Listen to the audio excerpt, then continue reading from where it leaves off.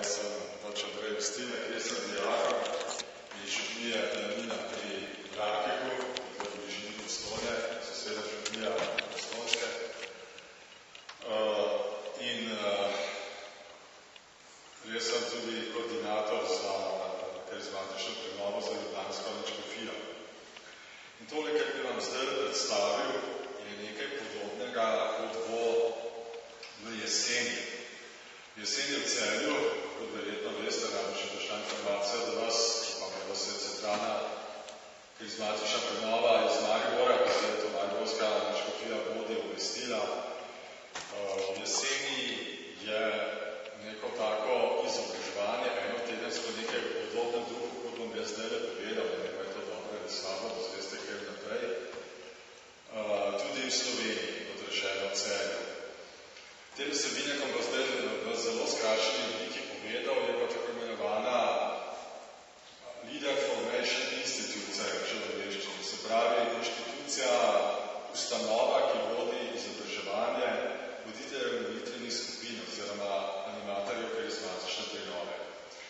Taka zadeva je vsako leto v svetovnem smislu, oziroma mislim, da je vsake 2 leti sedaj v svetovnem smislu v Rimu, organizira to izobraževanje, ta glavna predstavna mednarodne prenove v svetem duhu ICRES, kot skrašeno rečemo, za cel svet, za animatorje karizmatične liturške prenove vsega sveta. In če tukaj sedi malo, rečemo, karizmatična prenova v Sloveniji pa ni v ni kako številna, ni koliko ljudi. To niti ni tako res, ker res je tudi, da so tudi naše cerkve v Sloveniji bolj prazne, ker so cerkve bolj polne, so tudi na takih, ker Sloveniji srečenih več ljudi. Ampak kakorkoli, na tem izobraževanju, da se bilo okoli 120 udeležencev, od tega, da se bilo samo 7 ljudi iz Evrope. V Sloveniji so bili, potem eden je bil še iz Hrvaške, potem so bili iz skandinavske države, nekaj pa eden iz Nemčije, potem ta Mišel Moran, ki je koordinator za mednarodno prenovo z Anglije, smo bili hitro pri tisti številki 7. Vse ostalo je bilo iz drugih strani, iz Afrike, iz Južne Amerike, Severne Amerike, iz Oceanije, Avstralije, Nove Zelandije. V glavnem, prenova je, da pravi bum, da temu tako rečem. In ogromno ljudi sodeluje. Zato včasih smo večkrat apatični, ali malo žalostni, ker nas je nekam malo, ni več ljudi pripravljeni slediti pa služiti Gospodu v tem smislu, tudi preko molitvenih skupin, ampak da po svetu je ravno obratno. Tako da, to so bo kot začetek spodbuda. Tale zadeva, ki sem bil jaz navzoč v Rimu, je trajala 3 tedne. Se pravi, jaz sem bom skušal zdaj umiti na približno 1 uro, da bom povedal tole, ali pa še manj, visno, kako bom uspel skrajšati, dal sem bistvene poudarke. Tisto, kar smo se v Rimu učili, seveda z namenom, da se te stvari prenesejo naprej.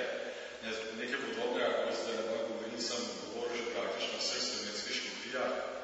Tudi v Vibavi sem že bil, zdaj pa še Koper, mislim, da je to zadnja moja taka prezentacija, da o tem govorim. V glavnem, slavljenje in služenje Gospodu, oziroma kako se to naredi, na kaj naj bi posebej pazil tisti, ki je animator prenove, oziroma ki je zadolžen za vodenje, za organiziranje molitvenega občestva. Vse skupaj se začne z Božjo besedo, z Svetim pismom. Tudi, se veste, začetek Janezovega evangelija govori o tem, da je v začetku bila beseda in po besedi, ki je bila pri Bogu, je vse nastalo. Tudi Jezus Kristus, kot Bog človek, je učlovečena Božja beseda. Na nek način, če bi nekoliko poenostavljamo, je bil najprej beseda pri Bogu Očetu. Tako da Sveto pismo je temelj vse naše vere, oziroma to, kar v njemu piše.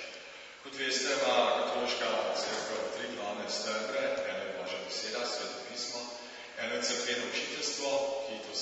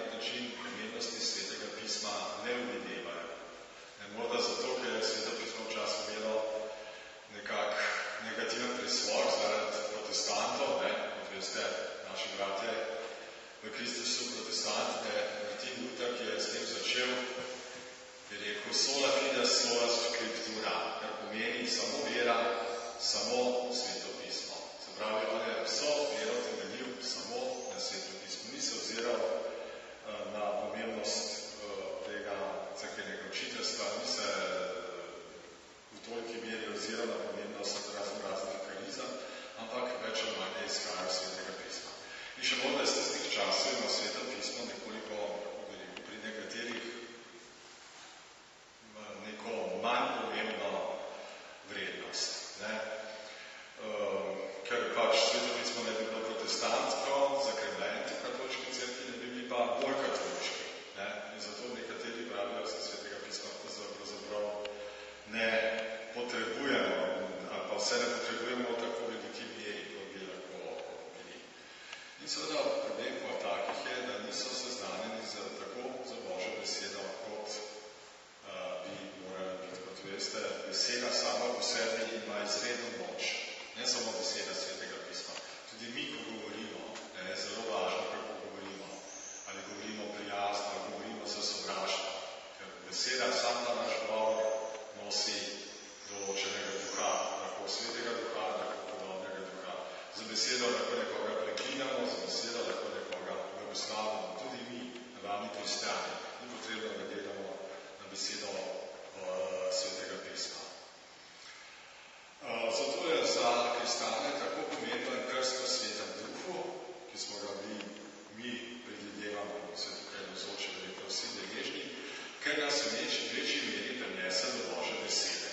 Ker Božje besede ne moramo niti razumevati, niti širiti brez moči Svetega duha. Avtor svoje besede je Bog sam, človeku govori na človeški način.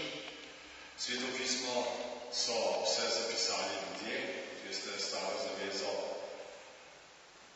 razno taki ali drugačni preroki in ostali, ki so zapisali stvari o Božjem navdihnjenju. Nova zaveza, kot veste, je bila napisana od 4 evangelistov in potem apostolskih dela od samih apostolov. In zato je treba vse gledati, je treba biti pozoren, kaj hotel človeški pisac te Božje besede nam s tem povedati, oziroma kaj je hotel Bog preko tega človeškega pisca nam povedati. Kot veste, besede Svetega pisma, zlasti v stari zavezi, so se najprej prenašale ustno, v ustnem smislu, ki je bila kasneje napisana, je nastala zlasti geneza. To je prvi ta veliki segment Svetega pisma, Mojzesove knjige, pred Mojzesovih knjig. In šele 200 let pred Kristusom so potem del Svetega pisma iz hebrejščine, kot je bila napisana v hebrejščini, v jeziku judovskega naroda. 200 let pred Kristusom so del Svetega pisma prevedli v grščino in je nastala tako imenovana Septuaginta, in ki jo cerkev še sedaj v največji meri to Septuaginto še uporablja. Zadnja knjiga Svetega pisma je Razodetje, kot veste, sodi v Novo zavezo. V Razodetje pa več ali manj napisana videnja, kakšen bo konec sveta, kaj se bo še zgodilo v naši prihodnosti. Vemo, veliko stvari se pojavlja, ki jih že sedaj, ki jih Razodetje govori njih. Tudi če Razodetje beremo, vidimo, da v Razodetju niso napovedane v procesnem smislu, v tem, kaj bo še človeštvo doživelo neke prijetne stvari, ampak so napovedane zelo hude stvari, veliko trpljenje, veliko preganjanje.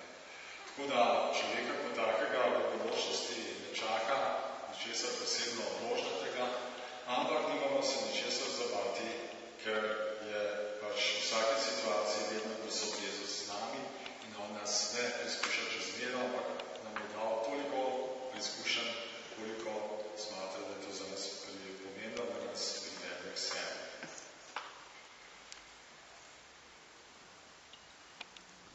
Sveto pismo, kot rečeno, na nek način je potrebno razumeti, ker vsa nova zaveza je na nek način že skrita v stari zavezi.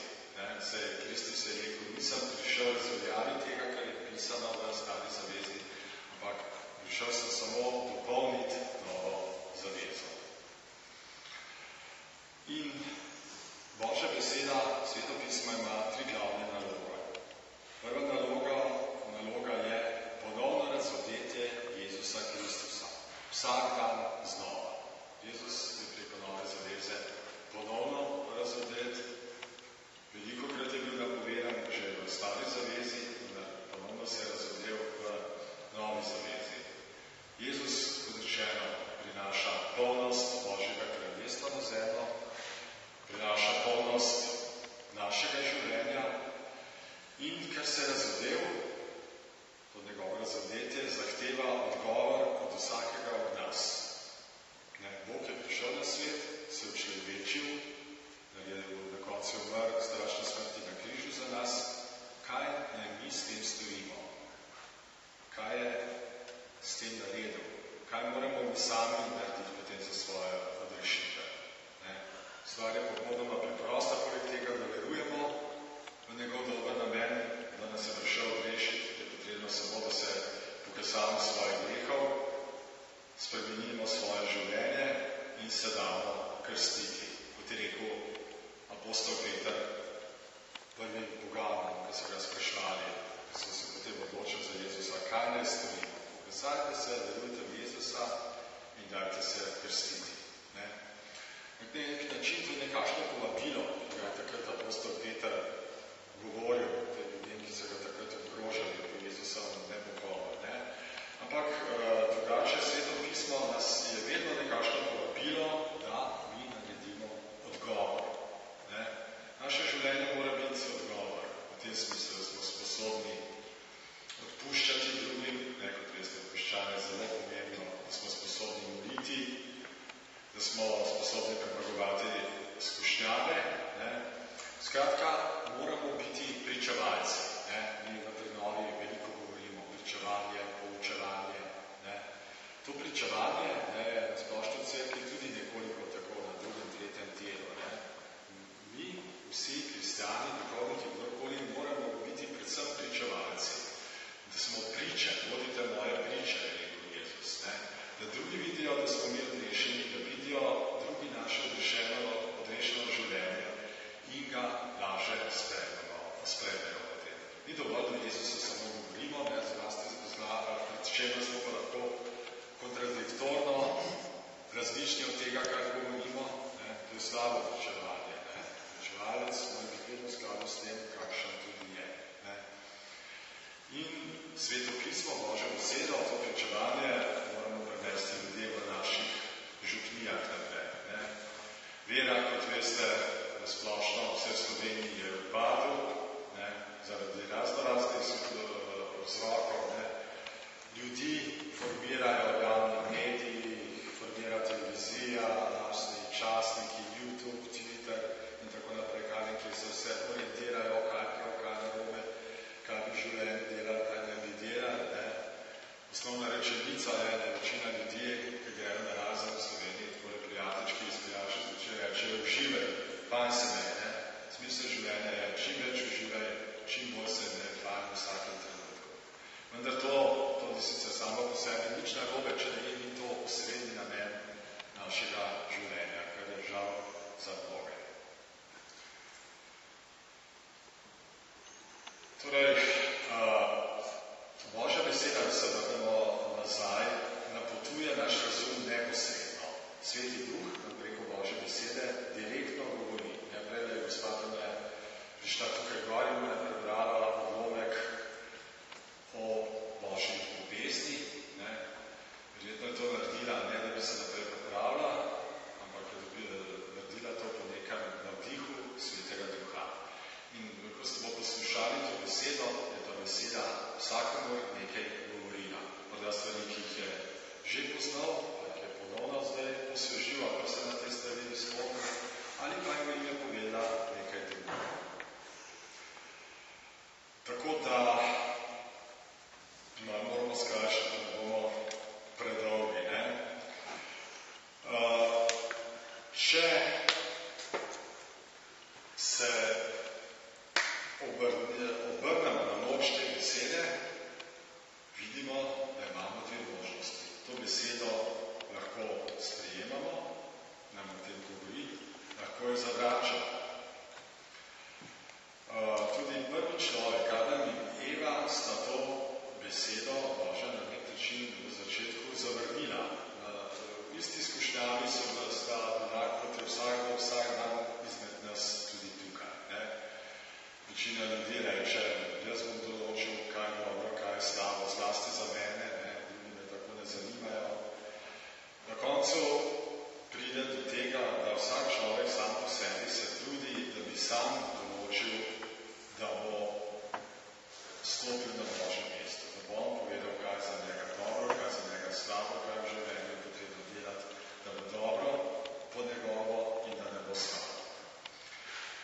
pa, kar dobro, kar je slabo, ne, to je nekaj absolutno objektivnega.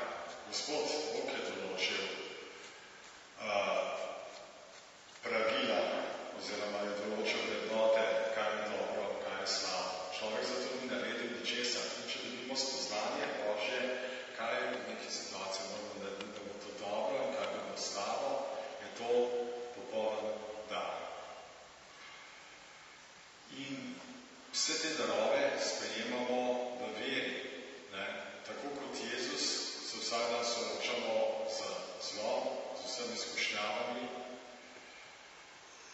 Pripravljeni moramo biti za boj s vsakdanjim svetom, z vsakdanjim življenjem, ki nam govori o tem, kaj je dobro, kaj je slabo. Tako kot je tudi Jezusu, tudi stalno ga skušal, stalno mu govoril, poglej, to je brez veze, vse tvoje žrtve je za manj, bolje bi bilo narediti tako, na 3., 10. Jezus je bil enako skušan, kot smo skušani morda vsak dan tudi mi. Vendar v veri v njega, v veri v njegovo voljo, v njegovo resnico, v njegovo dobroto, hodimo naprej. Zato je ta vera tako pomembna. Če verujemo v Jezusa Kristusa, nas spremljajo razna Božja znamenja. V Jezusovem imenu lahko naredimo karkoli, lahko molimo drug za drugega, za ozdravitev, za osvoboditev od kodega, karkoli. Dareni smo za Jezusovo močjo, da lahko nadaljujemo z nadaljevanjem njegovega Božjega kraljestva. Imamo sicer stalnega tožitelja, to je hudič, to je utelešeno zlo, ki nas stalno toži pred Bogom, govori, ta pa ni dober, ta je slab, govori nam slabim, se ne moremo nič narediti, se smo slabi, tisočkrat smo šli spovedi, tisočkrat smo se pokosali, tisočkrat smo rekli, bomo boljši, pa nismo, vse je brez veze in tako naprej. Vendar v veri Svetega Duha, veri Jezusa Kristusa, temu ne verjamemo in hodimo naprej za tem, kar nam vsak dan znova govori, s čemer nam vsak dan znova nagovarja Sveti Duh. Se pravi, o Svetem Duhu, ki je temelj karizmatične prenove. Naša karizma je delovanje, je delo v Svetem Duhu.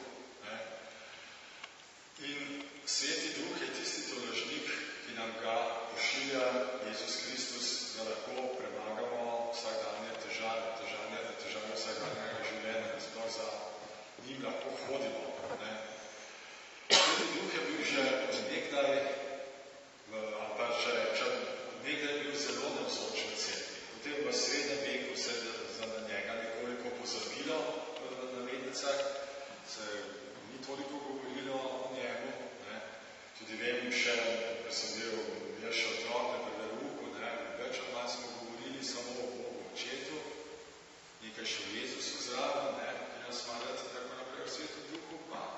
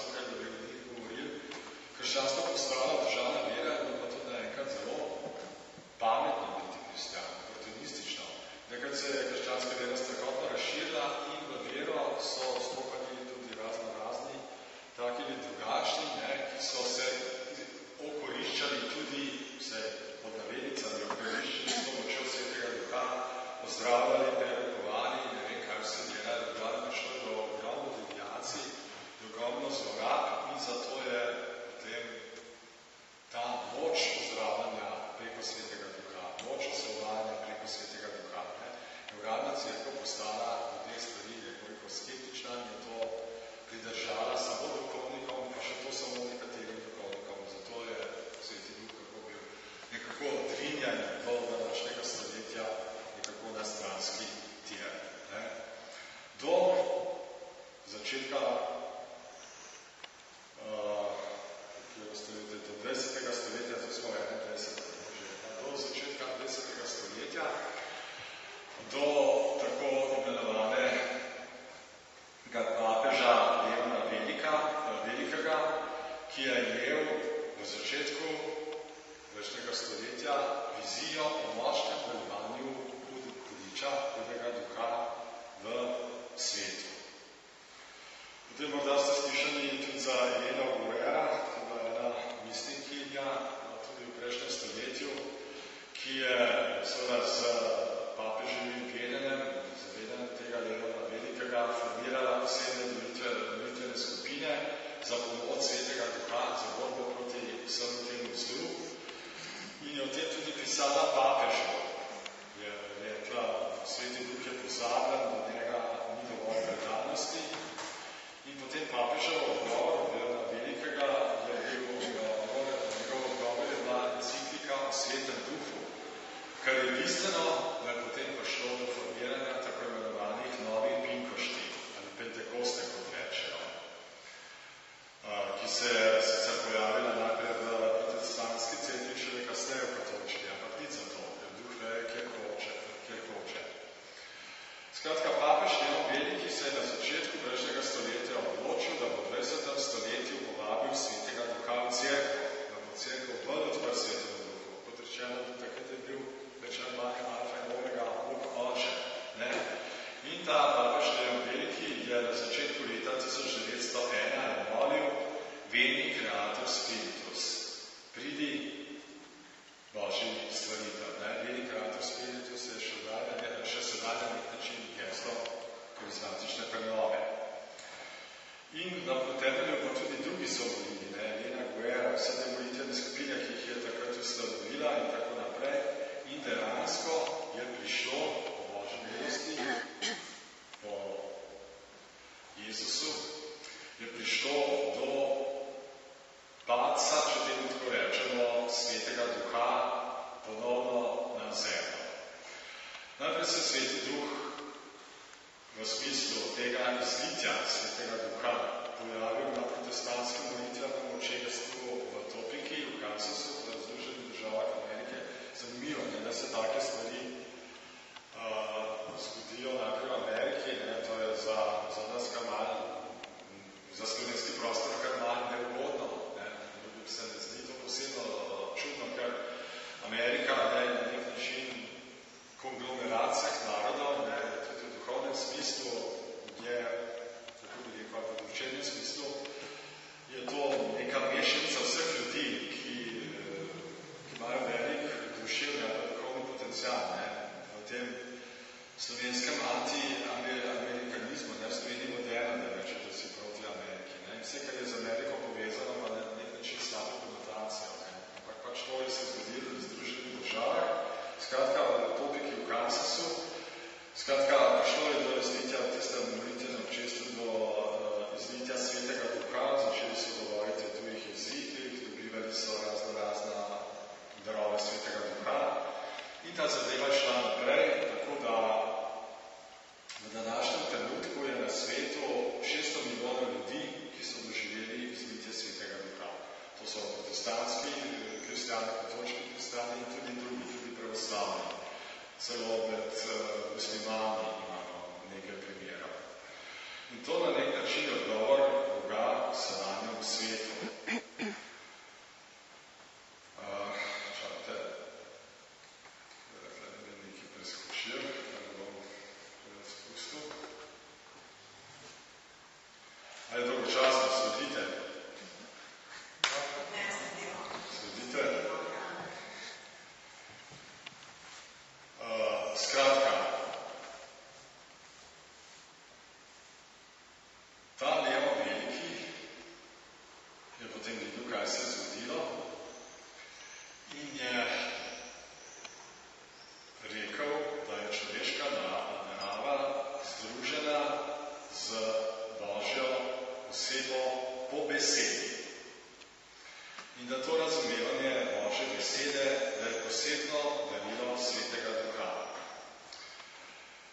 To izlitje Svetega Duha, o tem je govoril že Jezus Kristus, sam s drugačnimi besedami. Ta Sveti Duh, ki nekoga preplavlja, je tako močan, da ga Jezus primerjal z reko, ki poplavlja.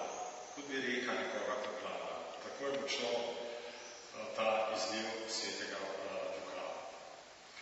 In potem nadaljnji papeži, Janez Pavel II, je rekel, da verujemo, da tisti, ki je bil izpolnjen z močjo Svetega Duha na polnosti časa, je pridobil neko darilo, ki je prišlo v njegovo srce. In to darilo Sveti Duh nam pomaga v naših slabostih, pomaga nam v naših molitvah in nam daje božansko dimenzijo. Potem naslednji papež, Benedikt XVI, je rekel, da moramo predati samega sebe Božjemu Duhu, ker še Sveti Duh nam omogoča, da se približamo skrivnostim Boga in vidimo naših bližnjih brate in sestre. Današnji papež Frančišek, on je pa sploh zelo naklonjen karizmatični prenovi, in on pa sploh govori o popolni odprtosti Svetemu Duhu. Se pravi, zadnji trije papeži, ki vodijo cerkev v novo evangelizacijo, če začnemo z Janezom Pavlom II, če tudi je že Janez 23. prejšnji papež, oziroma vmes je bil še Janez Pavel I, pa Pavel VI, ampak že Janez 23. je v bistvu ni govoril direktno Svetem Duhu, ampak za svojim koncilom, kot vemo, odprl vrata Svetemu Duhu in tudi od takrat je rekel, pustimo Svetemu Duhu, naj gre v cerkev. Potem koncil je dokončal Pavel VI, ki on se je začel ukvarjati za karizmatično prenovo v tistih časih, se je pojavila. Potem Janez Pavel II je pa itak potem že model skupaj z prenovo. Sveti Duh torej deluje preko Božje besede, preko karizme v nas, lahko deluje preko sakramentov, ki jih daje cerkev. Se veste, imamo različne sakramente v cerkvi, naprej imamo sakramente iniciacije, zapravo nekakšnega začetnega potiska, da stopimo v delovanje Svetega Duha. Sakramenti iniciacije so krst, birma in euharistija. Vsi ti trije sakramenti tvorijo polnoč krščanskega življenja. Potem imamo pa še sakramente ozdravljanja. To sta pa predvsem liturgija in sveto obhajilo. Liturgija, sveta maša. Na tem mestu ste imeli doskrat fratra Ila Paviča. Kolikokrat je ponovil, da maša ozdravlja sama po sebi. To je sakrament ozdravljanja, sveto obhajilo ozdravlja sama po sebi. Ker pridobivamo v maši preko svetega obhajila Kristusovo telo neposredno, in s tem tudi neposredno fizično sprejmemo tistega, ki ga je Jezus poslal delovanje Svetega Duha. Torej, cerkev, če se vrnemo nekoliko nazaj, cerkev obstaja. Zakaj je cerkev na svetu? Zaradi evangelizacije, da vsem poznani Kristusa. Bistvo Jezusa Kristusa je, da je vstal od mrtvih, kot vemo, da je premagal smrt. Smrt je na nek način sinonim za vse zlo na tem svetu. Zlo hudič je rad, da ostanemo mrtvi. Morda se hudič ne sprašuje toliko o našem fizičnem življenju, ampak da ostanemo mrtvi za Boga, v duhovnem smislu ostanemo mrtvi. Sveti Duh nam pa daje ravno obratno moč. In krst v Svetem Duhu, izliv Svetega Duha ima naslednje skupne značilnosti. Vsi, ki prejmejo krst v Svetem Duhu, prejmejo medsebojno ljubezen, veselje, potrebo po znanjevanju. Prejmejo neko potrebo po slavljenju Gospoda, po služenju drug drugemu. Potem prejmejo večje zavedanje in interes za drugi Kristusov prihod, pa bo Jezus nekoč zopet prišel. Potem prejme se posebne karizme, to so nadnaravni darovi Svetega Duha. Potem naraščanje ekumenizma.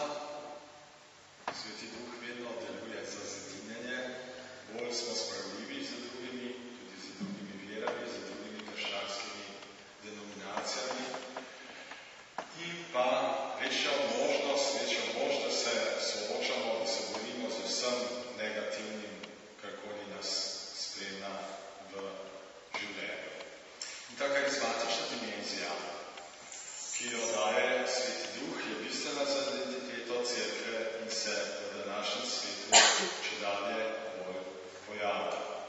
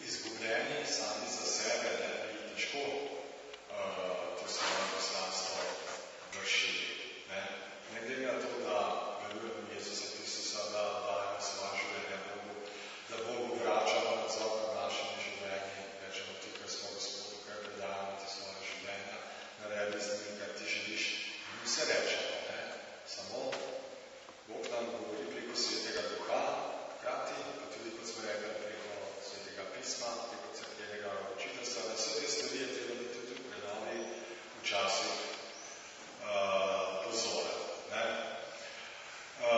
Skratka, v tem svetovnem smislu ima potem prenova še organizirana razne nacionalne odbore, kot vemo, da imamo tudi v Sloveniji imamo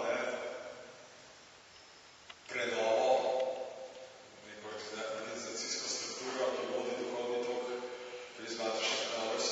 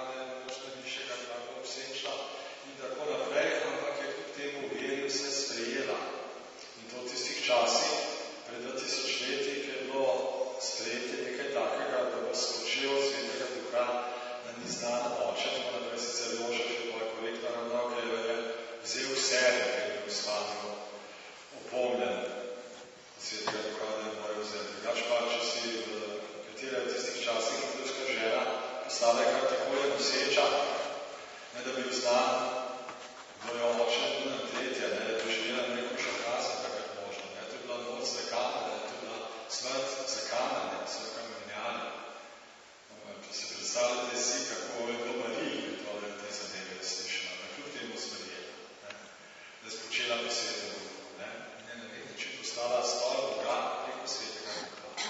Tako kot stolp Boga postajamo tudi mi, zato da ne bo kdo napačno vzel moje besede, ki sem jo prej rekel. In tako kot Marija je rekla Bogu da, dekla se Gospodova, če parafraziramo, v originalu je glej, Gospodova služabnica sem, dekla nas slabšalni izraz, dekla v prejšnjem stoletju, kot so bile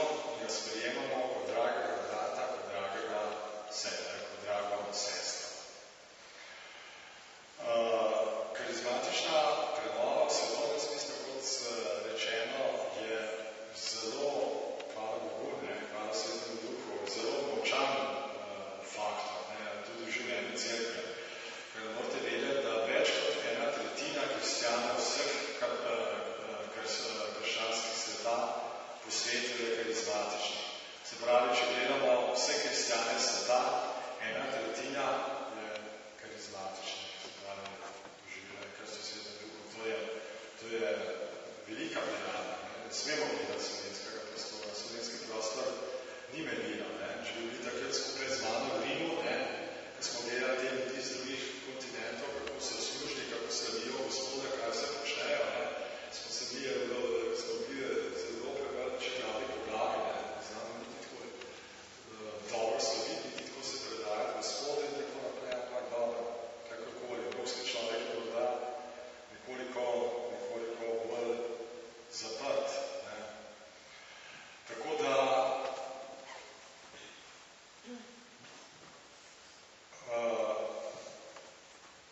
s tem bom končal, ker ne smemo biti.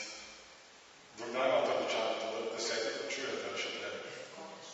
Po 10, bomo končali v 5 minutah. Moramo biti torej pričevalci.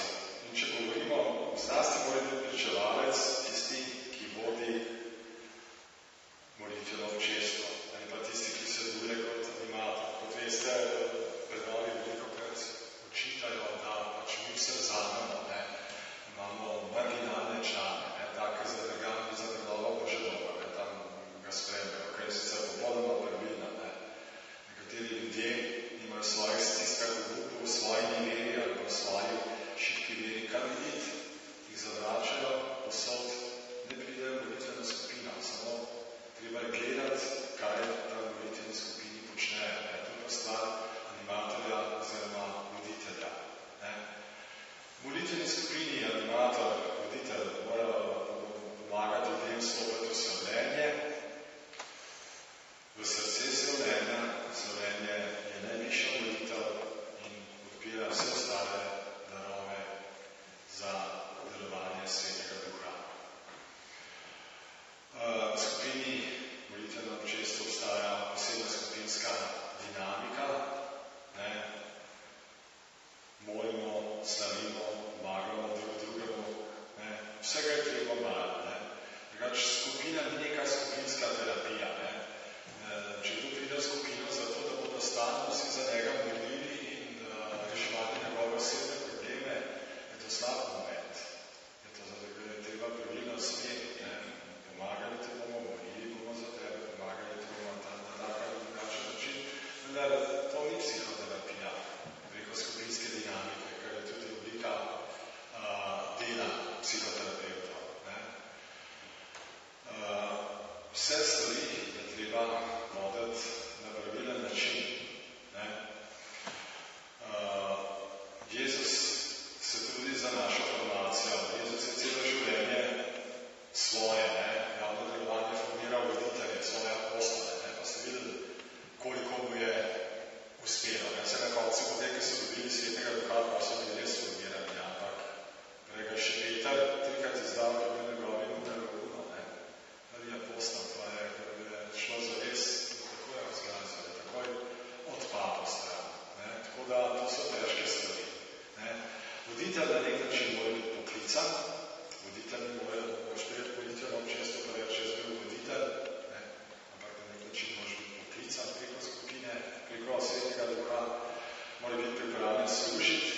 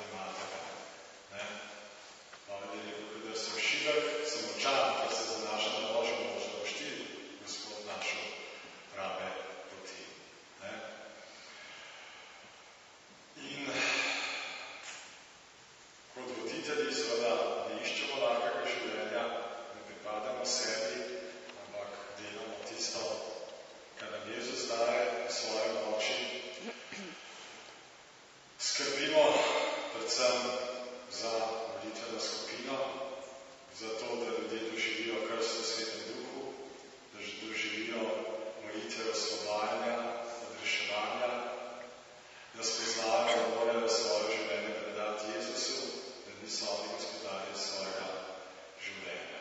Ne? Ta krst v Svetem Duhu, ne, kot vsi to vemo, ne, je izredno važna. Ne? To je nekakšna rekonfirmacija, ponovna potrditev. Ne? To smo vse doživeli že, kar se v Svetem Duhu pribirali, ampak morda se tega nismo dovolj zavedali. Ne? Sedaj to doživimo še enkrat. Še enkrat dobimo darove vedenja, darove moči, darove navdiha Svetega Duha. In seveda zato, da lahko potem preko teh darov obrodimo neke sadove. Ne? V njih sadovih bomo spoznali. Da imamo veliko darov Svetega Duha, če pa takšno uporabimo ali jih ne uporabimo, imamo duhovnih sadov. Ne? Tako da na vse te stvari je potrebno paziti. In sedaj za zaključek, čisti zaključek, ne? Na ta Sveti Duh, ki ga imamo, ne, je izraz naše odrešenosti v Kristusu. In Sveti Duh nam vedno daje moč in milost za delovanje, vedno nam daje različne možnosti, da lahko delujemo, da ne upamo, nas ne preizkuša čez mero. To so vse stvari, ki jih zli duh nikoli ne daje. Zato se moramo truditi, da ta ostanek življenja, ki ga imamo še naprej v zemlji, da preživimo v dejanskem zaznamovanju Jezusa in to križanega Jezusa. Se pravi, preko trpljenja, preko odreševanja drugih, potem vodi pot v večno življenje. Pot ni lahka,